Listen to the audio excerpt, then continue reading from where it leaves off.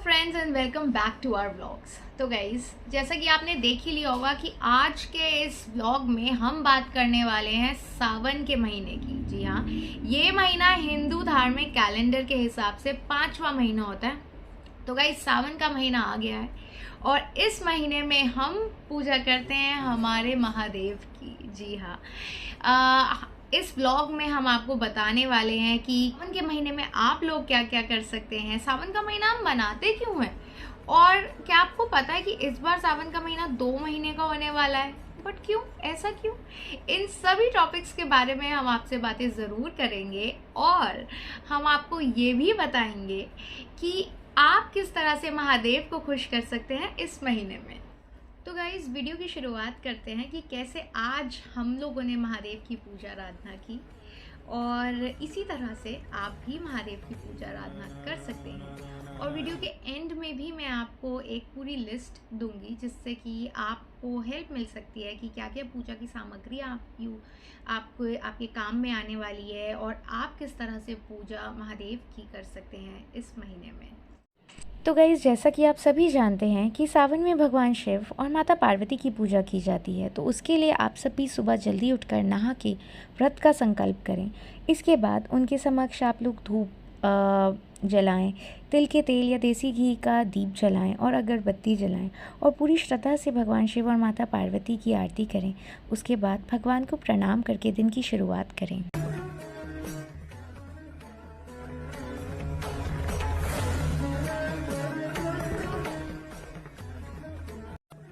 इस घर पे पूजा करने के बाद हम अपने घर के पास वाले शिव मंदिर में गए और वहाँ की आरती अटेंड करी।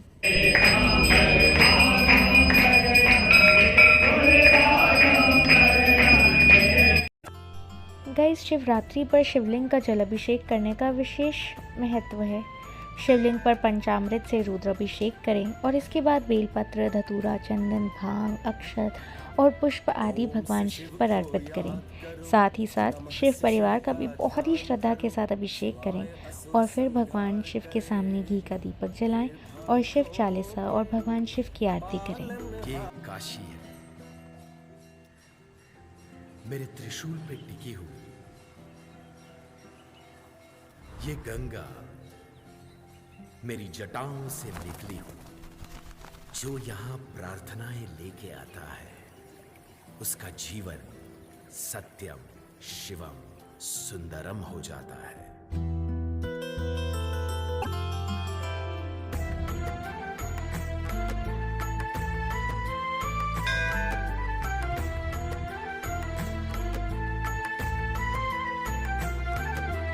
ओम से शिव को याद करो, नमः से शिव का। अकाल मृत्यु वो मरे जो काम करे चंडाल का, और काल भी उसका क्या करे जो भक्त है महाकाल का। हर हर महादेव। तो गाइज, अभी आपने देखा कि हम लोगों ने आज जो सावन का पहला सोमवार था उसकी शुरुआत कैसे की।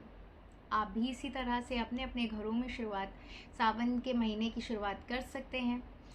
अगर आपने कोई सोमवार मिस कर दिया है तो कोई नहीं, इस बार महादेव ने हमें पूरे 2 महीने का मौका दिया है कि हम उनकी पूरे पूजा आराधना कर सकते हैं, पूरे विधि विधान से कर सकते हैं। नहीं तो महादेव तो भोलेनाथ हैं, भोले भंडारी हैं। अगर आप उनकी पूजा श्रद्धा से करेंगे, कोई छोटी मोटी कमी भी हो जाती है, बट अगर आपके दिल में श्रद्धा है, महादेव के लिए अटूट प्यार है, तो महादेव छोटी मोटी गलतियां माफ़ कर देते हैं, क्योंकि वो भोले भंडारी हैं हमारे महादेव। तो गाइज़, इस बार जो सावन का महीना है वो 2 महीने के लिए है। यूजुअली हर साल 1 महीने के लिए महादेव हमें अपनी सेवा करने का मौका देते हैं, बट इस बार महादेव ने हमें पूरे 2 महीने दिए। ऐसा क्यों? 19 साल बाद ऐसा क्या संजोग बना? तो गाइज़, सबसे पहले तो आपको पता होना चाहिए कि 4 जुलाई से 31 अगस्त तक सावन का महीना है। और ऐसा क्यों है? तो गाइज, वैदिक पंचांग की जो गणना होती है ना, वो चंद्र मास और सौर मास के अकॉर्डिंगली होती है। चंद्र मास जो कि होता है 354 डेज का, और सौर मास जो कि होता है 365 डेज का।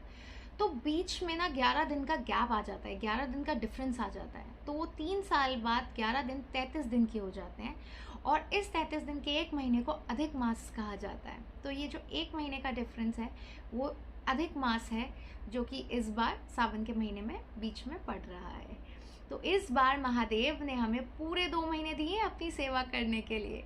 तो 2 महीने का मतलब ये होता है कि हमें 8 सोमवार मिलेंगे, क्योंकि 1 महीने में 4 सोमवार आए, तो 2 महीने में हमें 8 सोमवार मिलेंगे।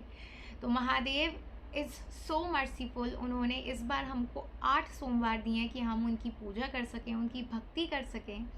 तो ये 8 सोमवार कब कब पड़ेंगे, किस किस दिन पे आप महादेव की पूजा आराधना कर सकते हैं, उनका जल अभिषेक कर सकते हैं। वैसे तो पूरे ही 2 महीने आपको करनी चाहिए, पर वो 8 सोमवार कौन कौन से हैं उसका स्क्रीनशॉट मैं आपको अभी स्लाइड के बाद डाल देती हूँ, और आप भी उसका जल्दी से एक स्क्रीनशॉट ले लीजिए, जिससे आप एक भी सोमवार मिस ना करें। तो गाइस, हिंदू धर्म में सावन के महीने का विशेष महत्व है। क्यों है सावन का महीना इम्पोर्टेंट, और क्या क्या बेनिफिट्स आपको मिल सकते हैं सावन के महीने में महादेव की पूजा आराधना करने से।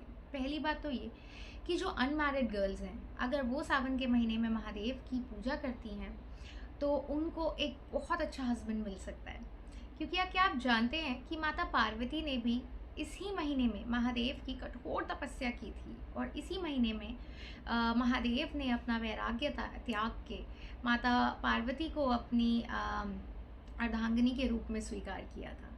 और जो मैरिड कपल भी है वो भी अपने परिवार के लिए और अपने जोड़े के लिए भगवान शिव से प्रार्थना कर सकता है, आराधना कर सकता है, और भगवान इस महीने में उनकी सारी मनोकामनाएं पूरी करते हैं। तो गाइस, इतना ही नहीं, क्यों सावन के महीने को इतना पवित्र माना जाता है। दरअसल कहा यह जाता है गाइस कि सावन के महीने में अगर आप सोमवार को शिव जी की आराधना करते हैं, पूजा करते हैं, व्रत करते हैं सोमवार को, तो उससे आपके जो कुंडली है उसके अंदर जो चंद्रमा की स्थिति है वो अच्छी हो जाती है, वो सुधर जाती है।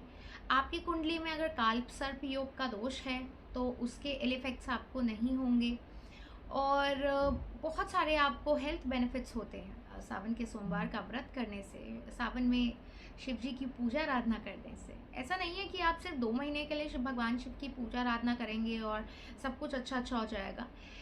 भगवान तो आपकी हर महीने हर वक्त दिल से की हुई पूजा स्वीकार करते हैं, बट सावन में की गई पूजा का अलग ही महत्व है। तो गाइस, अब जान लेते हैं कि पौराणिक कथाओं के अनुसार श्रावण मास के महीने की क्या क्या विशेषताएं हैं। गाइस, सावन के महीने में शिव जी का जल अभिषेक करने का एक अलग ही महत्व है। क्यों? दरअसल हमारे हिंदी पौराणिक कथाओं के अनुसार सावन के महीने में ही समुद्र मंथन हुआ था, और समुद्र मंथन के ही दौरान हलाहल विष भी निकला था। तो देवताओं और असुरों के बीच में जब अमृत के लिए लड़ाई हो रही थी, तब हर कोई अमृत तो पाना चाहता था, पर विष किसी को ग्रहण नहीं करना था।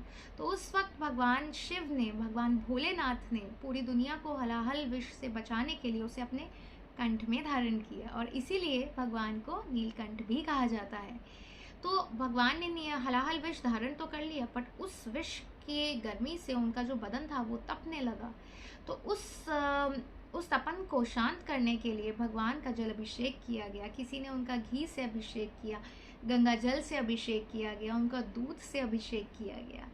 तो यहीं से सावन के महीने की महत्वता शुरू हो जाती।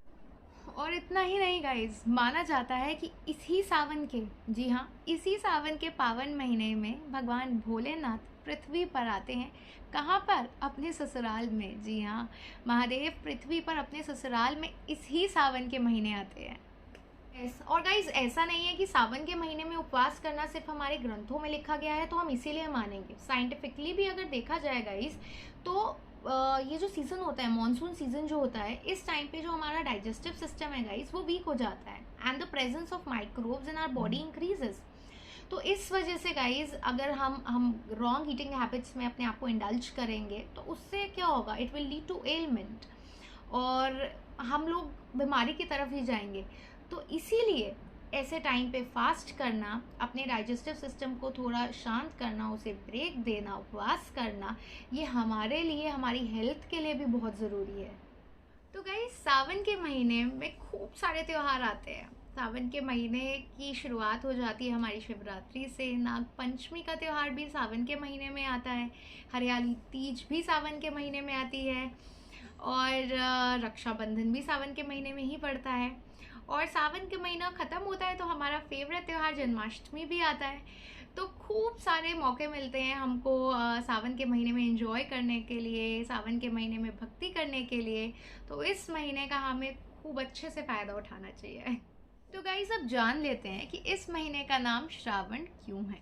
तो गाइस पंचांग के अनुसार श्रावण 5वें महीने में पड़ता है और इसी समय इसी महीने में पूर्णिमा पर चंद्रमा श्रावण नक्षत्र में होते हैं।